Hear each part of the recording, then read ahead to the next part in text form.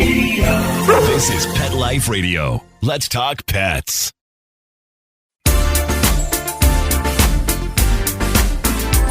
Rappaport to the rescue with award-winning animal advocate, best-selling author, journalist, and pet products creator, Jill Rappaport. Hi, welcome to Rappaport to the Rescue. I'm Jill Rappaport, and today we are going country with country music artist Craig Wayne Boyd. This guy has the most soulful voice, and what powerful performances. His new album is called Tidbits, and here's a few tidbits about Craig. He's the father of 5 children who love to sing too, and the family has taken the band on the road named Boyd's R Us.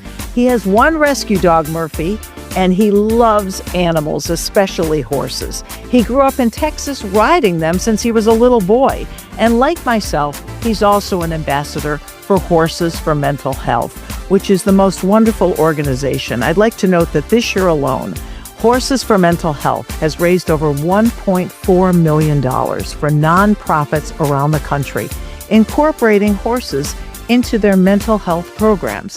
And I know this is something very near and dear to Craig's heart. So when we come back, we're going to meet and hopefully hear a little singing from country crooner Craig Wayne Boyd. Stay tuned. You know the expression, cats have 9 lives. Well, what if you can give them 1 more? The Give Them 10 movement is on a mission to help give cats an extra life. How? With spay and neuter. Spaying or neutering your cat helps them live a longer, healthier life. And it helps control free-roaming cat populations too. Learn more about the benefits of spay and neuter and meet Scooter, the neutered cat, at GiveThem10.org. That's GiveThem10.org. Let's Talk Pets on PetLifeRadio.com.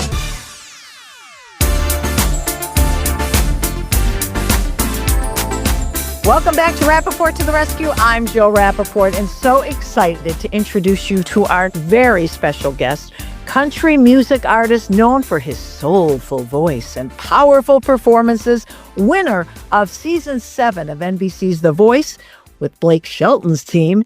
And he is so amazing, and so sorry you can't see him because he's awfully cute. Ladies and gentlemen, Craig Wayne Boyd. Craig, so great to have you here. Wow, what a build-up, and you're making me blush already. Well, listen, love your voice and love the way you look. And I'm so excited that you're here today because we have so much in common. Not only do we love great music and you make it, but you are such a huge animal advocate, especially when it comes to horses. And you're involved with the Horses for Mental Health campaign. I got involved with them from the very beginning, and we know firsthand what these steeds in need do for us and our souls, don't they?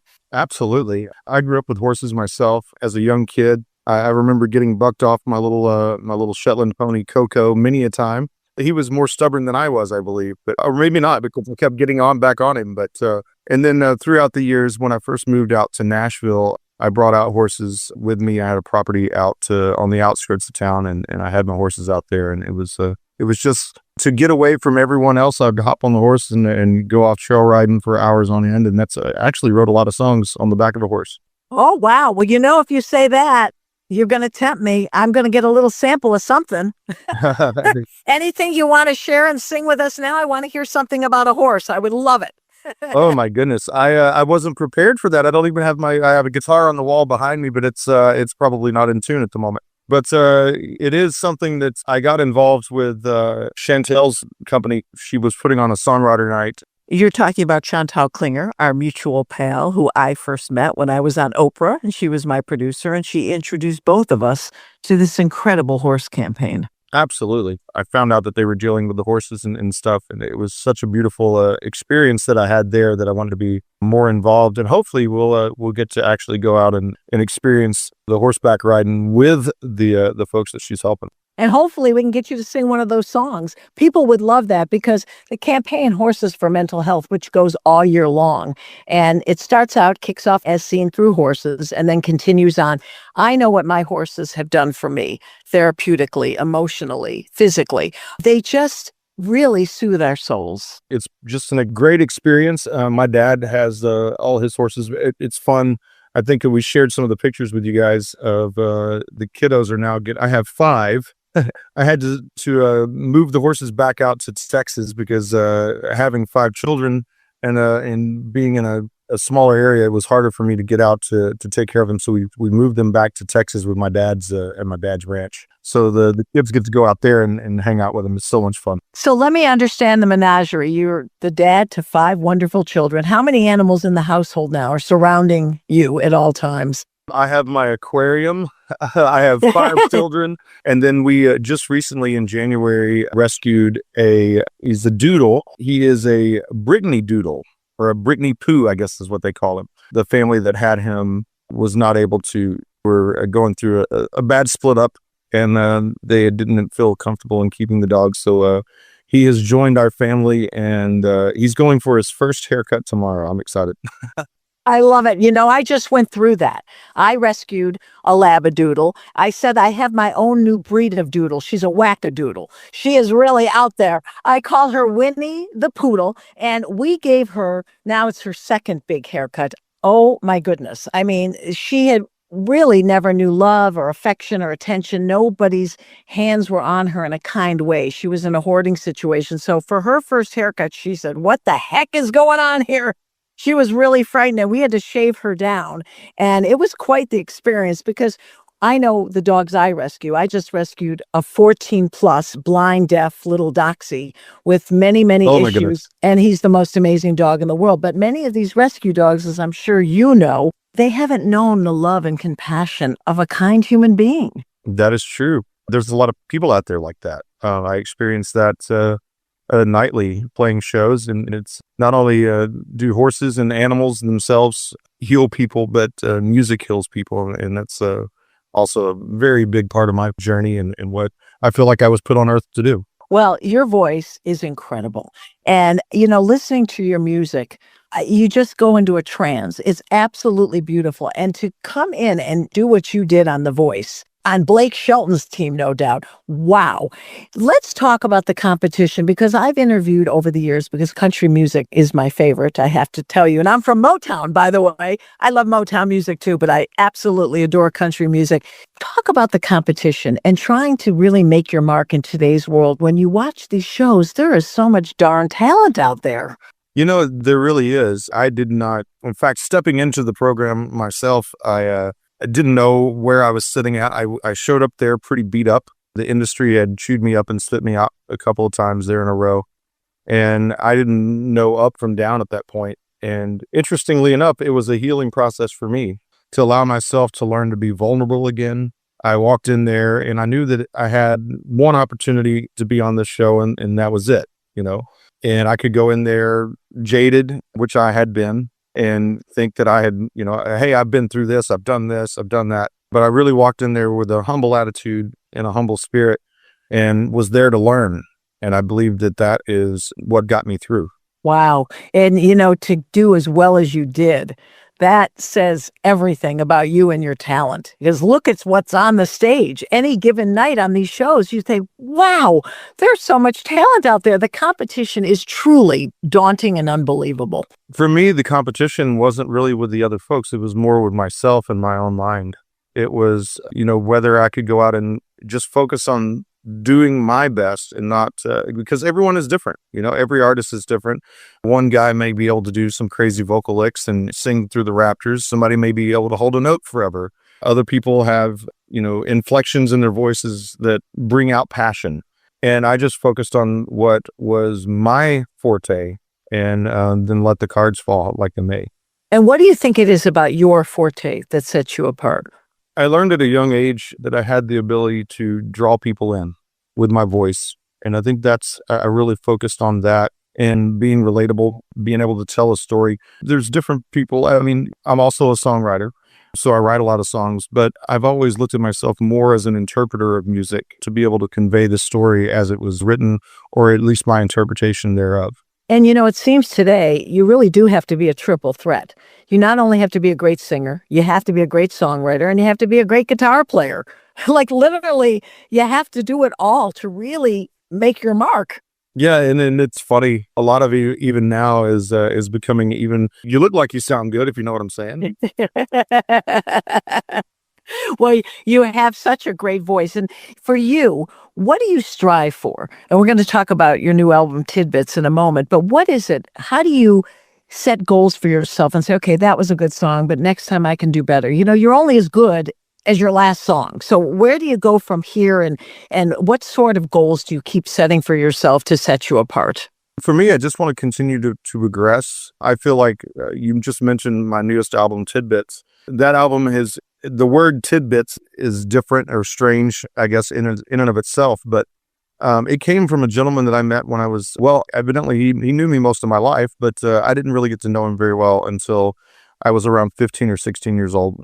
He gave me my first job at a music store, incidentally. And my parents were going through a divorce. I was trying to figure out life. You know, you're becoming a young man, and life is weird, especially when you don't have your dad around as much as maybe you would like. And he said, Craig, you know, life is just a bunch of tidbits. It's what you do with them that matter. You can use them as stepping stones, or you can use them as stumbling blocks. It's up to you to make that decision. And to me, tidbits, I looked it up, and it is a snippet of good or positive news. So this album is those stories. It's the songs that I wrote about those moments in my life that have been instrumental or impactful is probably the word that I could use. One of the songs, One Line Away, is about the moment right before I asked my wife to marry me, and knowing that you're just one line away from making her yours forever. And then I have a song on there called Someday, and it's the advice to my kids about not trying to grow up too fast. You know, someday it will be here before you know it. There's another one, incidentally, even though my father, we were kind of estranged there for a short time, he's also one of the hardest working guys that I know. And so I have a song on there called Blood, Sweat, and Beer. And it sounds like it's a party song, but if you listen to the lyrics of it, the first verse is like, I was raised by the callous hands of a working man, and that's why I am the way I am. And the way I am has never done me wrong. It's really about the hard work, and you can play hard, but you probably need to work harder. My favorite song on the album, I know I'm just kind of doing a rundown of the song. No, I love it. I mean, explaining why it's tidbits. One of the songs is called Gospel of the South, and I wrote that incidentally, kind of like you're doing right now, traveling. I was driving down the road, and I was flipping through radio stations, and I had a little Chevy pickup truck that only had an AM radio in it. So that's about all I had. And I come across a radio preacher, and I stayed on the channel for a bit. And it really took me back to my roots of growing up and hearing that hellfire and brimstone preachers going on, and how even though it may not be something that I follow to a T anymore, but it is something that is foundational in every one of our lives, how we have those foundational roots of the gospel of the South. So every one of these songs are really pieces of your life and your heart. Absolutely. Well, that's what a successful song should be. Think about it. When it means so much to you because it's all about you, then you can sing it with the soulfulness and the intensity so people can really understand what it means to you. I had spent a lot of time in my earlier career. I've been putting out albums of my own since the early 2000s. I've been a full-time musician since I was 19 years old, back in I spent a lot of that time being the honky tonker hanging from the rafters, being the guy that's the life of the party. And I've found myself having 5 kids now that I really wanted to express more in depth of who I am as a person and explain that a little more through song. And you're doing it. Now, come on, you've teased us so much. I don't want to put you on the spot. I'm just looking at that guitar right over your shoulder. What does it take, Craig, just to give us a little bit to sing us off with? I bet I can make that happen. If you give me 2 seconds, I can make it happen. Not too much pressure, huh? Take your time. Ladies and gentlemen, he's walking over to the guitar now. Wait, I don't see him. Did he leave the interview? He probably said, exit stage left. We're waiting. Maybe he's taking time to get another guitar. Hang on. The anticipation is killing me. There we go. Oh, grabbing it off the wall. You're my hero, Craig. Here we go. I'll play the song I was just talking about, Gospel of the South, for you. Okay, perfect. I was going home. I was going through Memphis. I heard a preacher on a Pentecostal radio. And he talked like fire. He talked like thunder. Then talked to me like I'd lost my eyes. It's been even years. It's been miles. I can feel it now. He said, runs through me like the Mississippi, and it turns me like a weathered vein, and it walks me down like gravel to feel tilted stones that hold my family's lane. There's a song, sweet bench, I can hear it now. It's the gospel of the South. I remember in an old farmhouse, rusted board out in the backyard. And I had asked my grandpa, how come it never rains? How come this ground is so dang hot? He said, boy, it's the good Lord's will. And then he wiped his drop.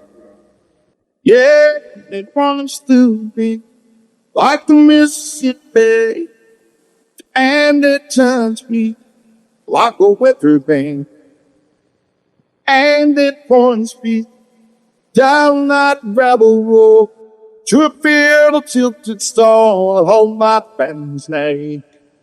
And their song, sweet village, I can hear it now.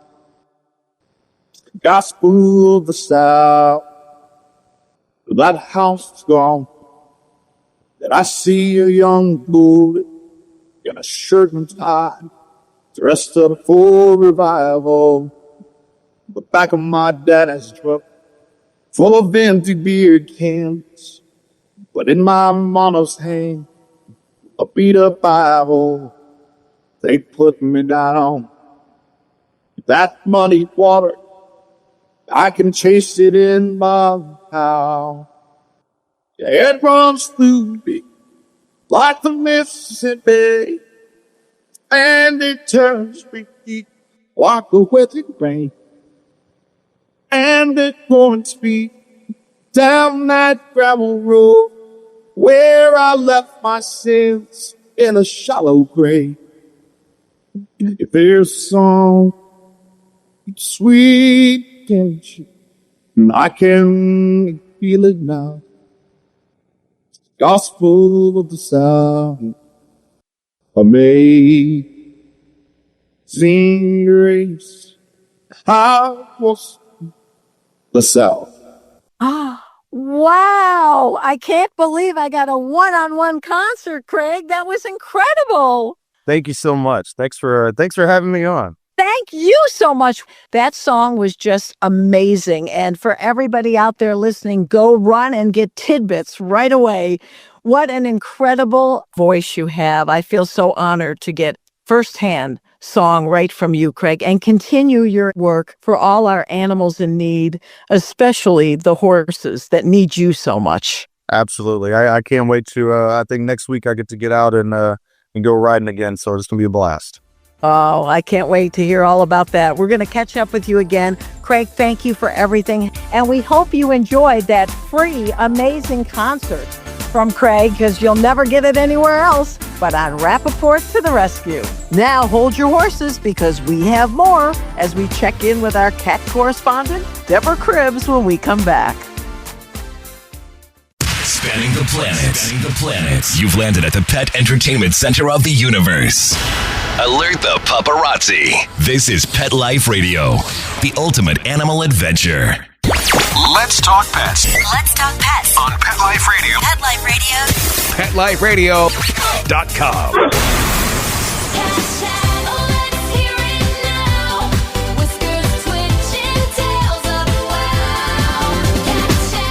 Cat Chat with Deborah Cribbs, founder of the Give Them 10 movement. Welcome back to Rappaport to the Rescue. It's that time of the show again. We're going to do 5 minutes of cat chat with my favorite cat correspondent, Deborah Cribbs. Deborah, great to see you and wonderful to check in. What's happening in the cat world, Deborah? I am so happy to be here to talk about cats with you today. And you know what? November is Mental Health Awareness Month. So let's talk about animals, in my case, cats, and mental health. Yes, and you were saying in the past when I've interviewed you how therapeutic cats can be, especially now, right, Deborah? Absolutely. You know, it's really interesting. I've read a lot of statistics, and the ones that I find the most compelling. Did you know, Jill, that if you have a cat in your home, you are actually 30% less likely to die from a heart attack? Who knew? Even though I'm allergic, I'm going to go rescue a cat. Go rescue a cat. And I've also learned that, this is kind of intuitive. If you're petting a cat, your serotonin and dopamine levels go up and your heart rate goes down. That produces a super happy human. I love that one. Right, your blood pressure can actually go down just by stroking. Absolutely. The wonderful, soft kitten or cat next to you. And let's talk about the holidays. You know, coming up, we've got Thanksgiving and then, of course, Christmas and New Year's. This is a time where we're all in the mood to give. But how do you feel, Deborah, about getting a kitten or a cat, hopefully a cat, because you know me, I'm all about the seniors, during holiday time? Well, I would say that the holiday times tend to be a lonely time for some people. And I understand that anxiety levels, because of all the pressure of the holidays, rise. So since cats are so helpful to helping humans lower their stress level, and cats are really good companions, believe it or not, cats are great company for humans. So to alleviate that loneliness, maybe an anxiety, it's a great time to give a cat to yourself. Bring a cat into your home. And oh my gosh, I have another statistic I was just reading about. This is a good one. A cat purrs at a frequency that actually helps tissue regeneration in pets and humans and helps lower inflammation.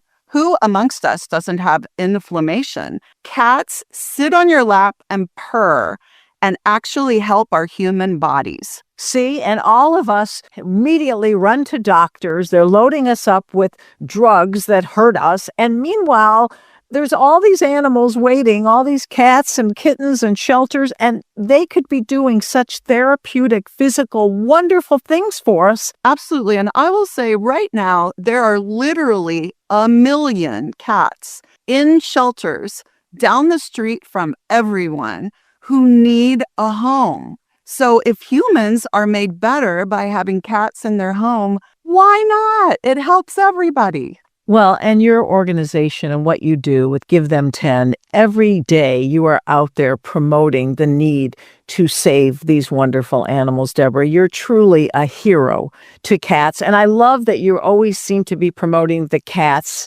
and less on the kittens because you understand the need to take the older ones, don't you? Older ones are harder to adopt from a shelter. I will say kittens are a little easier, but you know the challenge with kittens, Jill? They come kind of at the same time of year. We call it kitten season. So the challenge with kittens is shelters, when it's summer, shelters are inundated with kittens. So that's when you're going to hear me talk about kittens. But it is absolutely true. If you will adopt a bonded pair or an adult cat, that is much harder for the shelter to get out the door. So yes, much more helpful to the shelter. And what a great message to end on.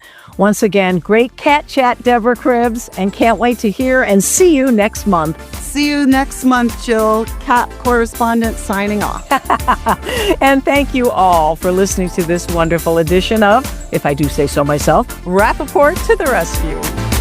Let's Talk Pets, every week on demand, only on PetLifeRadio.com.